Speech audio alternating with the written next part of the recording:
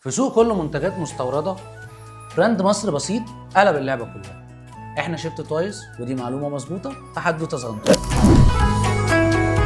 براند مصري بدأ صغير وقدر ينافس المنتج العالمي، واهم حاجة فرقت مع البراند ده مش المنتج نفسه، لكن البيرسونال براندنج اللي كان معمول بسبب السمعة الطيبة لصاحب البراند نفسه. كان معروف عنه انه شخص محترم بيعمل الخير وبيساعد الناس، وده خلى الجمهور يثق فيه قبل ما يثق في المنتج نفسه. لما الناس بتحب الشخص بتصدق البراند وبتشوف البراند على انه صادق وجدير بالثقه، وده كان عامل رئيسي جدا في نجاحه وانتشاره. دول كمان حافظوا على التواصل مع العملاء وكانوا بياخدوا ارائهم بشكل مستمر، وكل ده خلى البراند بقى قد الثقه، مش بس لانه منتج ممتاز، لكن لان الشخص اللي كان عامل البراند حد موثوق وسمعته طيبه، وده خلق احساس حقيقي بالثقه والامان. لو عرفت البراند ده ايه اكتب لنا في الكومنتات. ودي كانت معلومه مظبوطه في حدوته صغنطوطه.